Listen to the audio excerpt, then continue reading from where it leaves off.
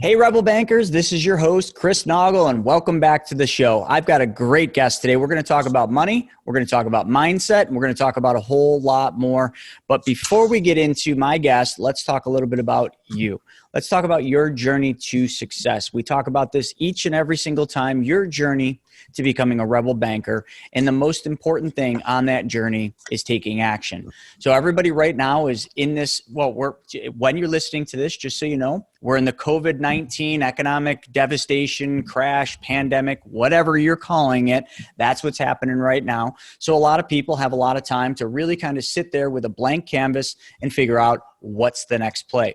And in doing that, a lot of people are gathering up some knowledge. They're taking, some education courses, some webinars, but the one thing that's the most important in all that is you applying that knowledge. So in your journey to applying knowledge, don't forget to grab a copy of my book, The Private Money Guide, or we're doing a free offer right now on Mapping Out the Millionaire Mystery. So in the show notes, I'll put down the link where you can get a copy of Mapping Out the Millionaire Mystery, and you guys can get on your way to applying the knowledge in those books so you can learn how to pay off your debt, get all the money back for every single car you're going to buy, drive, and own, find all the money you need for your real estate deals, and so much more. So Dennis, thank you for joining us on the show today. I'm delighted to be here. Thanks for the invitation. Absolutely. I've watched a lot of your stuff, and it's going to be a great podcast episode because we're going to talk about some fun stuff. And those of you that don't know Dennis, this is Dennis Moseley-Williams, and his company is DMW Strategic Consulting. He speaks all over the world. You're up in Canada, just north of where we're at now. So we're in Buffalo, New York, and he's just north of us over in Ontario, staring out at a beautiful lake in this nice rainy spring that we're having here. But yeah. He gets the ability to go around and speak to large companies, banks, financial institutions about some really fun stuff, and it's the stuff we're going to get into. So Dennis, tell everybody a little bit about your company and what you do. Okay. Well, thanks for asking. Everybody, thanks for tuning in wherever you are in Blogland. I hope you're well. I own a small firm called DMW Strategic Consulting. My partner, Tom, and I work with small to medium-sized businesses. We work with entrepreneurs who want to improve their business specifically through either operational efficiency, running a better mousetrap, as I like to say, strategy consulting, right? Does this strategy make sense? And if the strategy makes sense, will the business plan deliver? And thirdly, we work with folks that are interested in innovating around customer experience and design. So I like to say that I take any business in the world and the effect I have is I turn it into a Disneyland business. So just you pick one. Oh, I'm a dry cleaner. Great. What would Disney do if they bought your dry cleaning business? How would they turn it into an experience? And that really is where my partner and I focus. Small businesses that want to increase revenues and profits by bringing value vis-a-vis transformation and experience to their clients. So if all of you can't tell by now, you're going to figure this out. Dennis is an eternal optimist. And if you watch any of his stuff, he talks about that a lot. And that's important because we are not in what a lot of people would call optimistic times. But Dennis will turn all these times in your business and your strategic plan, your business plan into a Disney experience, which is absolutely optimistic. So Dennis, in doing this business, I mean, that seems fun, like taking a business and showing people how to turn them into an experience. Because really that is something. I mean, there's some businesses like the business I used to be in, whether, which was the financial advisory business. Sometimes I look at that and I'm like, how the heck do you turn that into a Disney experience? So let's before we get into that, why don't we take a trip back in time and tell everybody, like, how did this business come to be? Where did you start? Like, and how did you become the consultant, the strategist, the guy who knows, the eternal optimist? Yeah. How did that story happen? Okay, the eternal optimist is just who I am by default, but I want everybody listening to know two things. I'm a pragmatic optimist, okay? So I'm not just an optimist for the sake of believing that it's all going to work out. My natural disposition is I tend to I find the sunnier side of a cloud pretty quick. I don't hide from that. But I wrote a couple things down. You mentioned a minute ago vis-a-vis turning it into Disney. You said, that's good. That's optimistic. And what I wrote was, it's essential. It's not just optimistic, it's essential. And this is all going to tie into how I got started. Okay. But before I do that, I want to qualify myself for everybody listening, because this optimism could be really, really annoying. Okay. So this COVID event we're in, I've hemorrhaged $1 million. There you go. This morning is Monday. We're recording this on a Monday. Every Monday brings me 1 week closer to various speaking engagements that I've agreed to. So it's presently the middle of the afternoon in Blogcast land with you here, and I've started my day by losing about $50,000 today. That was today. I'm going to do it again tomorrow if you want to tune in again and see that I'm optimistic. And last week I did it too. What? Hemorrhaged cash, $10,000 in a time. And I'm still optimistic. How come? Okay, so now let's get into how I got started. So just for everyone listening, I know what it's like to suffer. I'm suffering. Okay, I know what it's like to hear from an optimistic guy and say, put a sock in it, pal. I want to hear some action. I get it. I just wanted you to know where I was coming from. Here's how I got started. I got started in the business that has no tangible products, the financial services industry, and it was a fluke, as it always is. Mm-hmm. Someone asked me for insight. Hey, what do you think of this? And it was my buddy, and he specifically said this: come and watch me do a dress rehearsal of this seminar I'm going to host for people that have a lot of money, and just tell me what you think. I value your opinion. I told him at the time, I said, okay, I don't know if I'm your guy. Like, candidly, I just let him know how rudimentary my knowledge was of investing and investment vehicles. It's like, I don't even really know. Realize this is like 30 years ago almost, where I was like, I don't even know really if I'm really completely clear on what a mutual fund actually is. So I don't know if I'm your guy. He goes, oh, you're definitely my guy. Just come in. And what he said, I'll never forget. And I'm happy to tell you, I texted this guy within the hour. Within a half an hour, I've been texting with the person I'm talking about now. He said, come and check me out. Do me a favor. Don't be funny. I already know you're funny. Get in here and tell me what you think. So I went in, and what I said to him was, you are making a dangerous assumption about your market, about the marketplace. You assume that people that have lots of money are smart. So you're talking to them like they have the same level of knowledge you do about this subject. Your assumption is if a person that has managed to save $1 million that they're intelligent. Okay? My assumption is when I meet somebody with $1 million is that their grandfather saved a lot of money. One of us is right. Okay? So I said, if I were you, I would just engage with these people and talk to them about what it feels like to not have answers to some of the questions they're asking. He did so. That's what he did. He changed his game and he had great success. And then, like everybody else listening, hey, one guy told another guy told another guy, and the next thing you know, I'm here on your podcast 26 years later. Okay? But what I told him that day that mattered the most was understanding his market, right? Not talking above their head and connecting with them as people. Don't connect with them as a supplier and a buyer. Connect with them as a human. And that's how it all got started. And I realized at the time, I said something like, if we all accept when we go to Starbucks that what we're paying for is the experience, that we're not actually paying for the coffee, we're just paying for how the place makes us feel, that means that's a fundamentally different business than the coffee shop on the corner. We might think they're in the same business, but they're not. That in fact, beneath the experience would be an economy, would be a business that would follow certain rules that would differ again from service businesses. So I just started digging right into this idea. And this was around 1995. And, I used to have to convince people I wasn't crazy 25 years ago.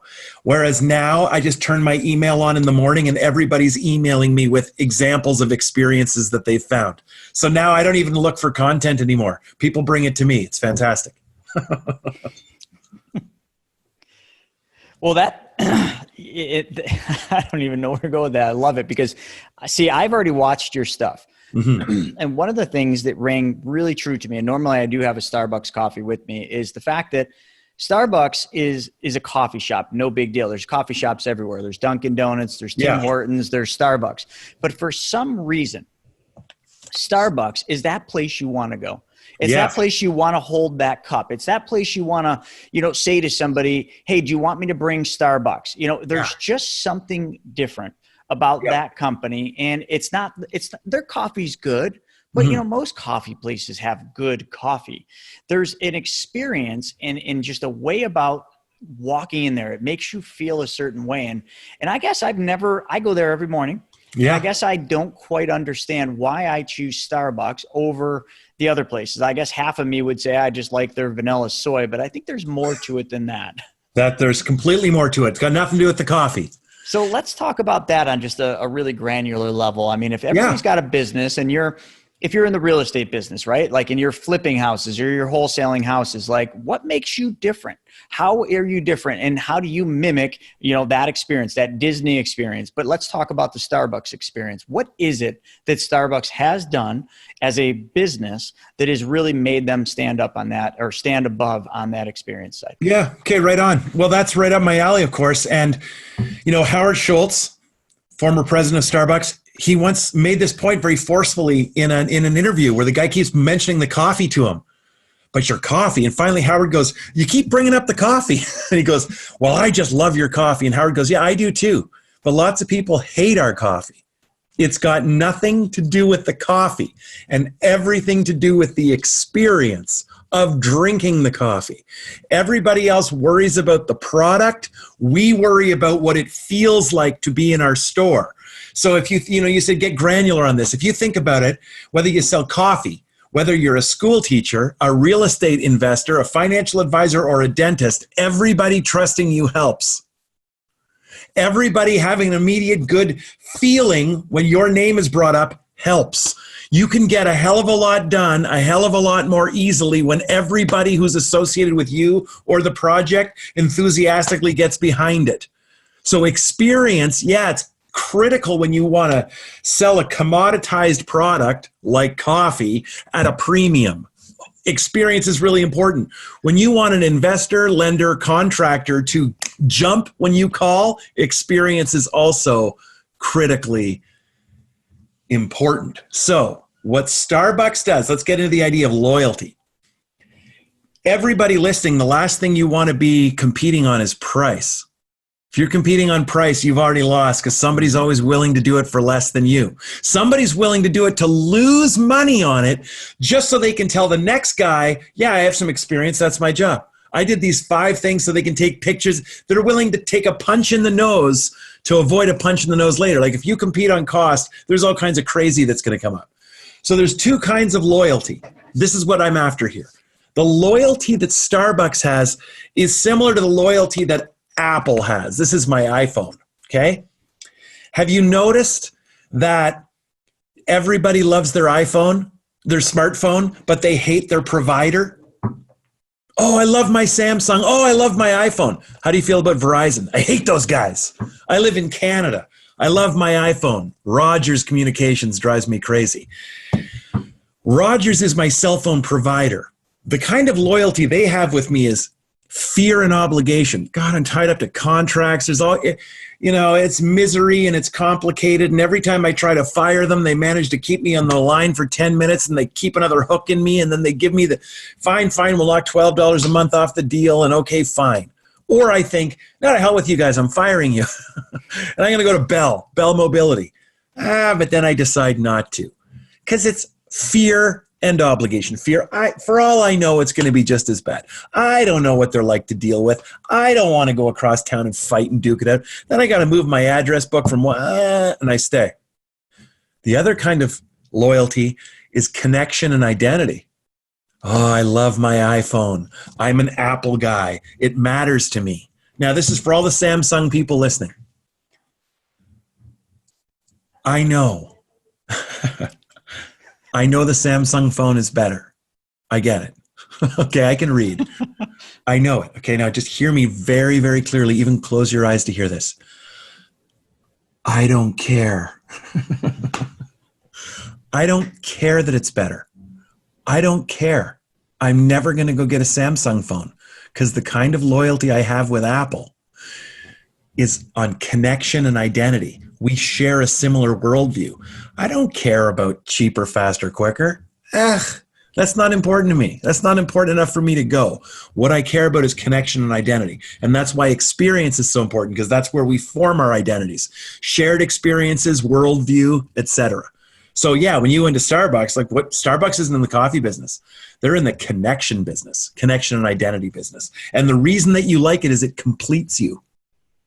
You don't think of it that way. It sounds funny to say that about yourself. Chris, were you completed today when you went to Starbucks? Like, no, I wasn't completed. I just wanted a coffee. No, you didn't. You went in because you wanted the story you tell yourself about who you are.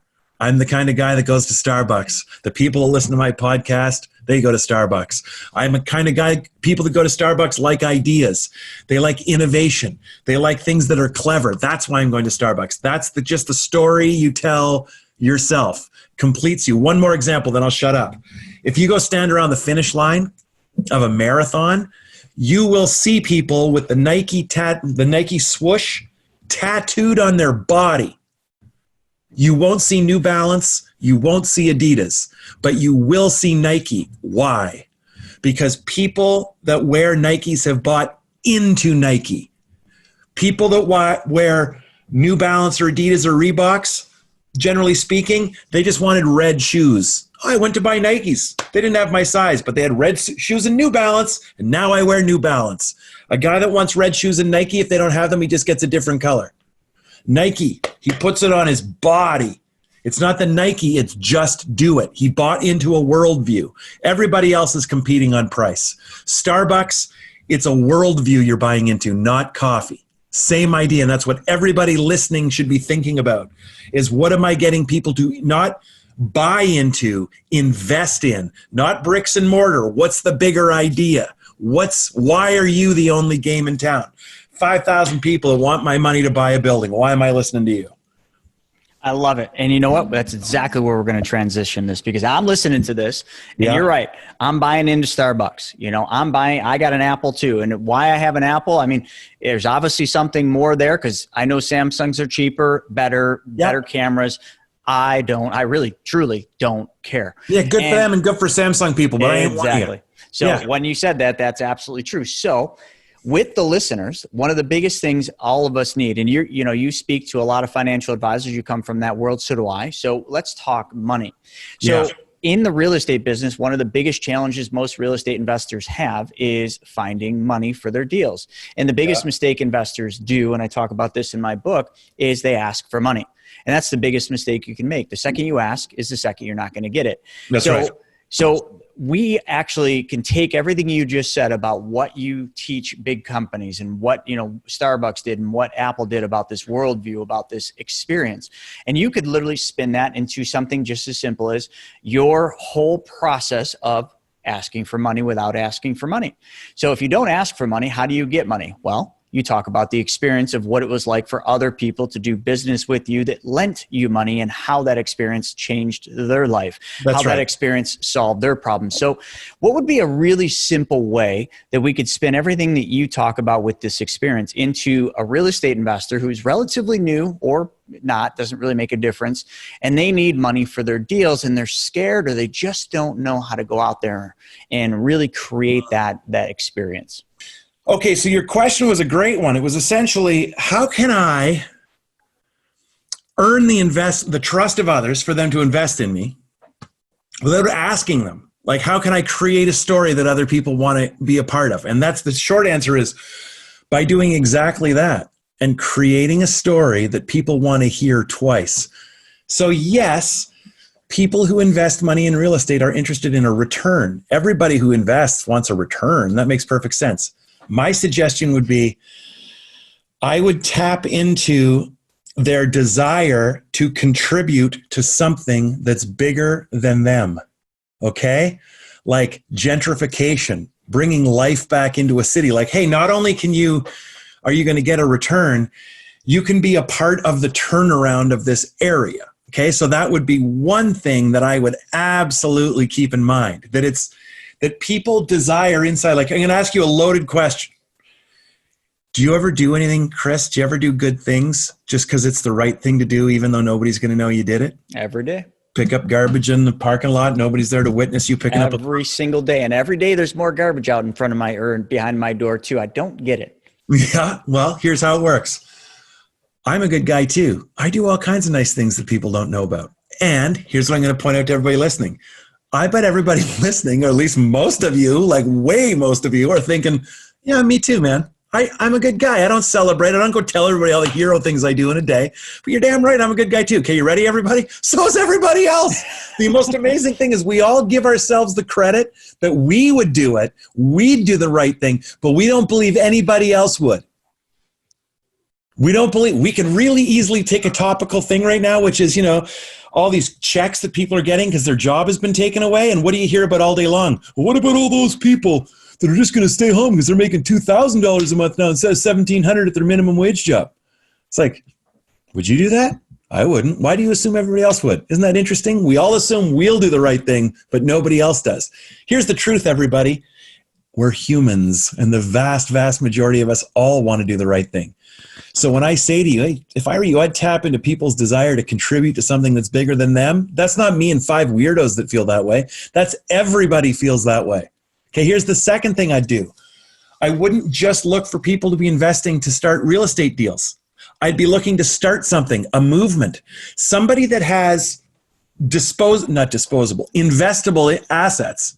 I got a big pile of cash just waiting to find a place to invest in. And real estate happens to be my thing. I would offer that person an opportunity. I'd say, listen, not only do I want you to invest in this great turnaround story and this wonderful real estate thing, I want to turn this real estate into something cool. I want to create a space for young entrepreneurs. I want to make a business incubator, whatever it is. Yeah. Here's the next thing I want from you, your time.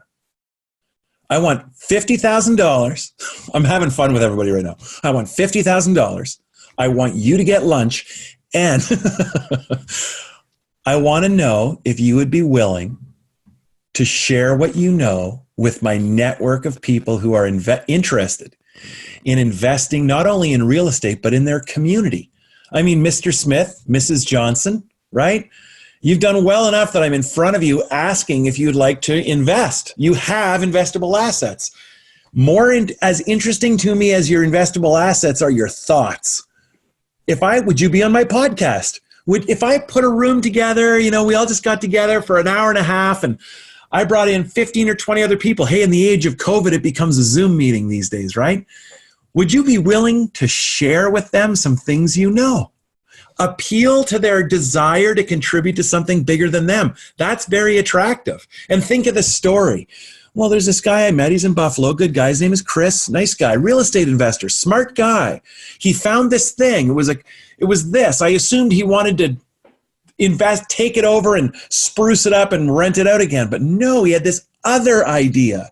It's specifically a business incubator and I'm just thrashing right now, everybody. I'm just having as much fun as I can imagining this. Yeah, it's just for single moms. Sorry? Yeah, it's a business incubator for entrepreneurs who are single moms. Yeah, he's got this crazy idea. One of the things he wants to do is have an on-site daycare. Do these ladies a favor. He doesn't just want to give them a space to be. He wants to empower and da-da-da-da-da. Suddenly a person hears that story and they think, because I'm telling you this, I'd invest in that idea right there.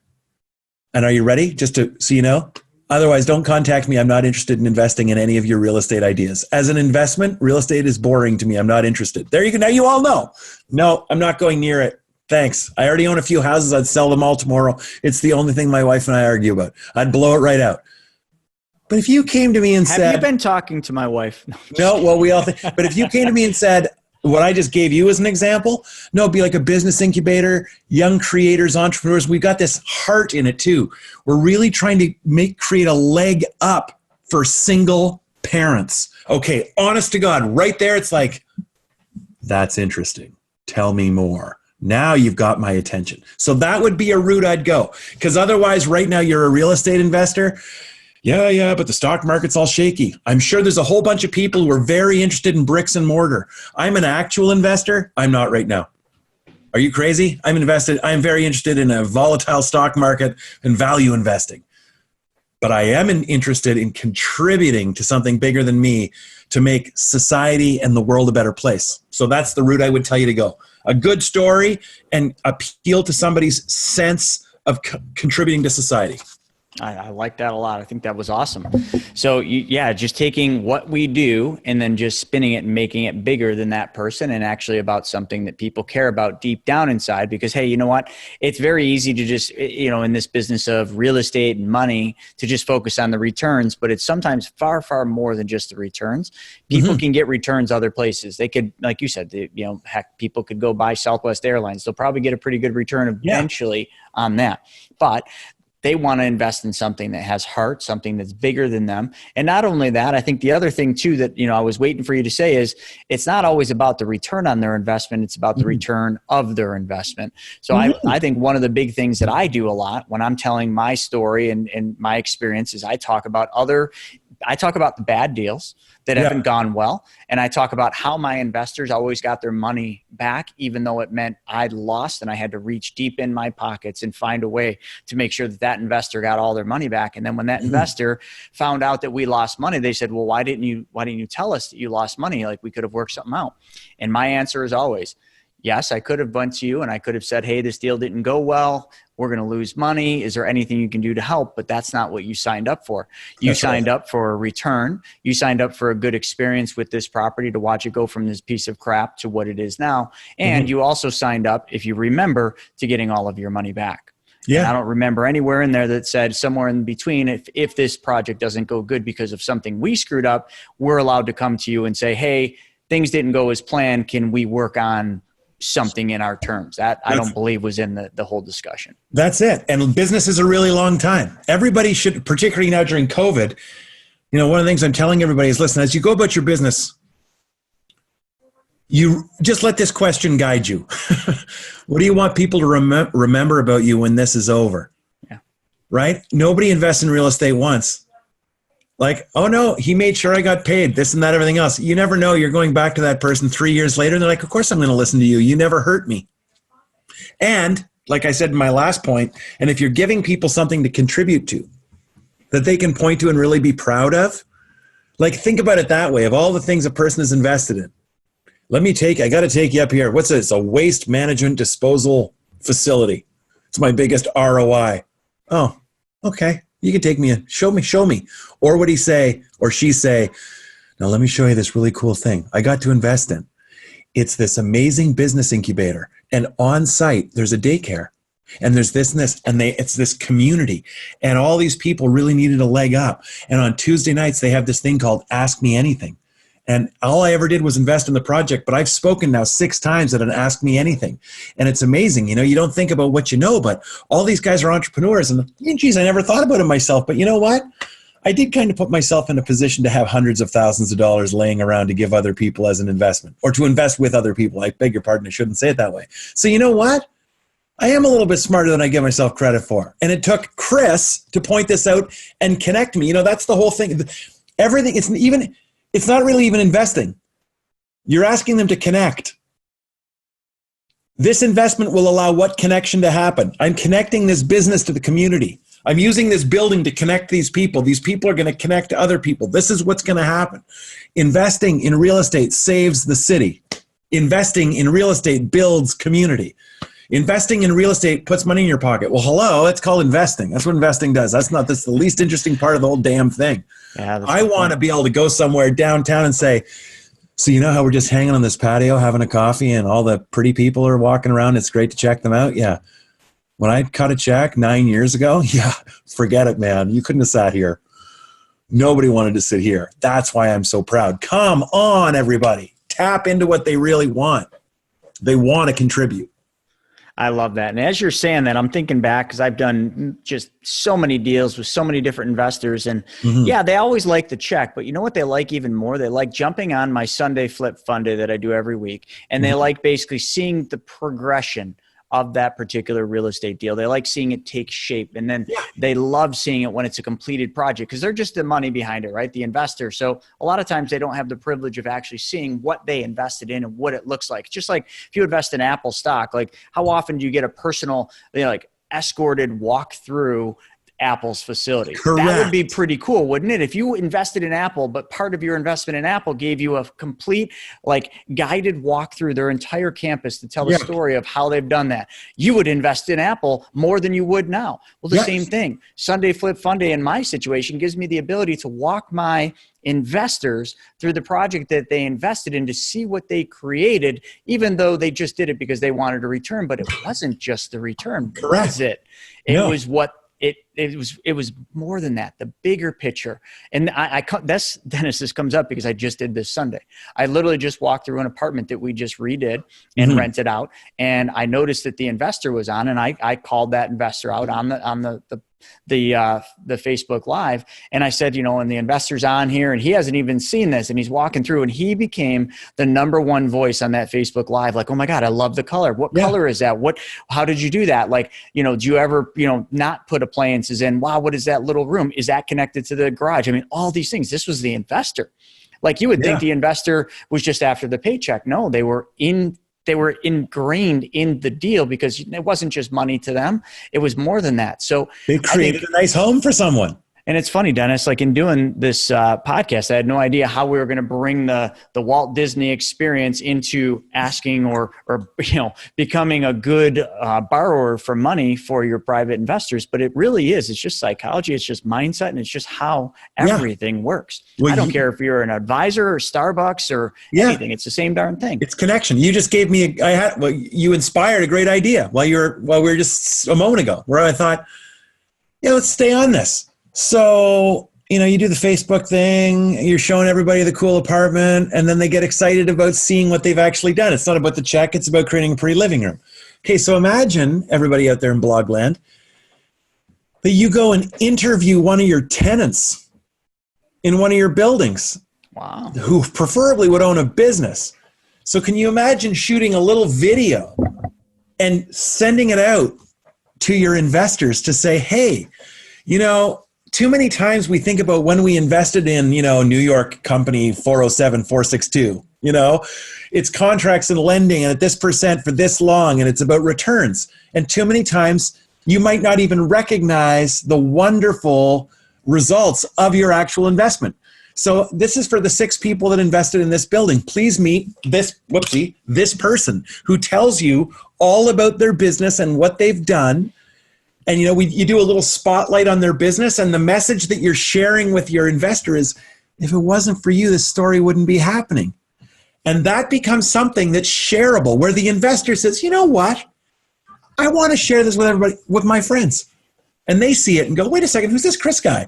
It's like, he's a guy I've invested $125,000 with him over 2 years. He's done like a little shopping plaza, and he did another thing, but he's really clever.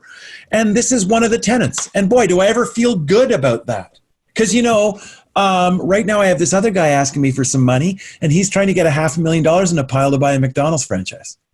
McDonald's, I can understand that. Chocolate shakes, burgers, fries, 24-hour breakfast. Oh, yeah, maybe that's a good thing for me to invest in. But on the other shoulder is the video of the entrepreneur that works in the space that you helped create. Like, it's a really wonderful idea when you think about it, to keep the investment alive and make it not about the money, but the stories. Everybody listening, I would encourage you to do it. And this is what you just said brought me back to a story that one of my mentors gave me about a charity event that he went to. And they didn't know what it was, but they're in this giant thing, and all around them were screens. A big circle of screens. And this charity was to basically raise money to put in clean water filtration systems in Africa. Right on. What this whole charity did, how they raised money, is they literally showed the journey of someone that lives in this village on how they have to walk a mile to the closest water to get water. And they have, the 2 big jugs, and it's the woman, she walks a mile in the morning, to go get water so she can bathe her children, brush their teeth, cook. So she goes there and she gets the water out of the river or the creek, which is not clean water, comes and then trudges 2 full things and a mile back to basically make dinner and everything else. And the whole time it's talking about, this is just a normal day, where what we do is we just turn the faucet on, and then it shows a normal day for how we view water. And we turn a faucet on, we turn it off, we take it for granted, we just dump it out, we flush it down the toilet. Yeah. They raised, I can't remember how much it was. They raised hundreds of millions of dollars because they talked about the experience someone had to go through and how difficult it was, but how that was just normal life for them. They don't think anything of it. It's just normal life. But our normal life is different, and that's how they did it. That's really powerful because, stories are how we connect, right? Because if you can give people stories or facts, right? So it's like water, malaria, hand washing, sanitation, latrines, Ebola, blah, blah, blah, blah, goes on and on. If we just do this, we can reduce. Yeah, and that's all great. But I'm sure you've seen representations of this fact before. When you tell somebody a story, not a story, when you give somebody facts, part of their brain turns on, right? Like literally when they, put this little readers and monitors on their head and they tell them stats, part of their brain is going off. But when you tell somebody a story, their entire brain is functioning as though they are doing what you're telling them. So I walked into this amazing restaurant, right? Cold night, opened the door. I could just feel how nice and warm and cozy it is in there. When you're telling that story, the whole person is doing it. It's like they themselves are actually doing it. That's why stories are so incredibly important. The facts, on the other hand, it's like, somebody's going to go in to talk to somebody about investing in real estate. They've got the right building. It's in the right place. And for the kind of person that invests in real estate, I'm making this real easy. In this imagination game, the potential real estate investor is no dummy. That's number one. Meaning, when they look at the opportunity, they themselves will see that it's a good one. Okay? Gets even better. They want to do it. They want to invest in some real estate. You got the hottest property. You got the best opportunity in town. It's not even a lot of money, and the obstacles to get the project underway are much easier than anything else. Oh yeah, there's no hang-ups. Well, zoning we're talking to the city now. There's none of that. Guy's got money to invest, wants to, sees that you've got the superior investment in town, and there's the barriers to getting in are low. Are you going to get that investor? Okay, here it is. I don't know. Depends what you talk to them about. Because if you tell them all of that, I will agree the facts are on your side. But good storytellers aren't talking about facts. They use facts to back up their story. So they talk to you, Chris, about your can't miss investment. Here's the challenge. The next person they meet with is me. I don't have the right property. I need more. And there's some barriers too. Ooh, how do you feel about getting the deal over me? Don't feel too good, because I'm going to tell them a story. I'm going to tell them a story about contributing to a community and something bigger than them. I'm going to show them a video of my last place I did and introduce them to one of my tenants. Okay, and they're going to start to look at me now. Everybody out there's thinking, oh yeah, Dennis, but at the end of the day, it's about money. Yes, it is, but it's not always about money. And sometimes 20,000 is just as good as 23,000 when I feel I've contributed to something bigger. You see what I mean? No, if I tell them a story in a worldview and I give them an opportunity to put their stamp on something, no, I could just as easily steal that deal from you. Okay? The world and our own lives are full of way too many examples where we bought what we wanted, not what we needed. Same thing with real estate. Make it an attractive story.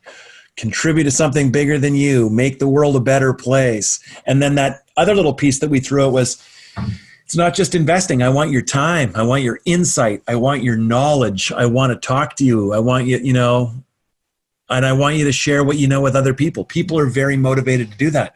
Hey, did you have to convince me to come on your podcast? No. Not at all. Kidding. I told other people to beat it. I can't talk to you. I'm doing a podcast that day. I have a chance to talk to a whole bunch of people who invest in something I don't actually invest in. Well, what are you going to talk to them about? Oh, what I do know about. It's going to make the world better. That's why I'm here. I love it. I love it. This has been awesome. And, it's kind of funny. Neither one of us, when we first started, we were talking, you're like, what is the podcast about? I'm like, real estate and money. Is like, I'm not a real estate investor. I can't. I was concerned. Exactly why. Yeah. Well, you shouldn't be anymore because it's the same darn thing.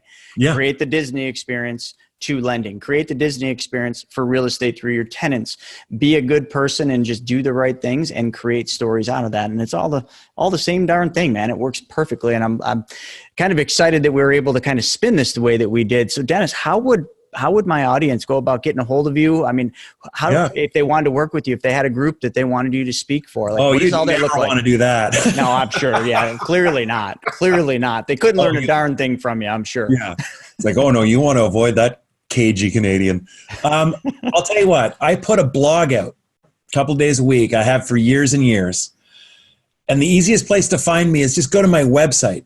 And my website is my last name.com. So it's Moseley-Williams.com. Moseley Williams.com. And just take a look. You'll find everything you need to find. All right, perfect. So I was writing that down. So I'm going to put that up in the show notes, folks. So if you want to learn more about it. Now, this is kind of what I did. So when Shauna first was introduced to Dennis through somebody else, I think you were referred to us. And Shauna, what we always do is our due diligence. We watch the videos, and she fell in love with you. And she's like, Chris, I know you don't have time. You have to watch Dennis's video. So I watched some video of you in a suit with no beard, like all clean cut and stuff, which is, kind of like this look better, just so you know. Thanks, you were on stage. You were speaking to a group of financial advisors. I'm like, I remember being in those groups. And usually the speakers were kind of just boring, pitching me some new mutual fund on some nonsense that I didn't want to hear. And then you got off and you told the story of Starbucks. And you just went through this whole thing. And I think it was like an hour and 15-minute thing. Yeah. And I never watch an hour and 15 minutes. I watched the whole darn thing. It was fascinating. And then when I saw that you were on today, I'm like, this is going to be awesome. But I have no idea what we're going to talk about. So, that's just the way it works. And, folks, so just check that website out. If you guys don't remember, it's just his first name and his last name. And here, actually, can you just give that to him again? I've got it right here, and then .com. So let's just go ahead. Moseley-Williams, Moseley Williams.com. And check out his blog. I'll put it in the show notes. But also, too, let's just take a moment and talk a little bit about some of the things you learned here. You learned from somebody that does not invest in real estate, but you learned probably the most effective way you could ever raise money for your deals without ever having to ask for money, by telling stories and creating an experience, just like he mentioned in the beginning. That is fascinating, and so fascinating that as soon as we're done with this podcast episode, we're going to do a real quick training on MSTV on exactly the same thing, on how that experience, that story, can be exactly what somebody needs to raise money for their project. So with that being said, folks, you guys need to take some knowledge that you just took here and put it into action, because that's exactly what it's all about with your journey to becoming a Rebel Banker, is taking action. And if you haven't taken action yet on Money School TV, our community, this should give you some motivation to check it out. And if you want to check out Money School TV, it's very easy. It's moneyschoolrei.com/TV. That's it. Join us for the movement over at MSTV, and we will show you how to take action every single week, every single month, for as long as you're a member of MSTV. And Dennis, I can't thank you enough for being on the podcast today. This was fascinating. Yeah, pleasure, man. It was interesting for me too. I've already been thinking about this conversation I'll be having later, which is, would you believe I was on a podcast? All these people invest in real estate. Interesting. The world is an incredibly small place, and it just demonstrates how we can all connect. It's pretty cool. Absolutely. It's fascinating. So thank you, everybody, for joining us for this episode of the Real Estate Money School. We'll see you the next time. Take care.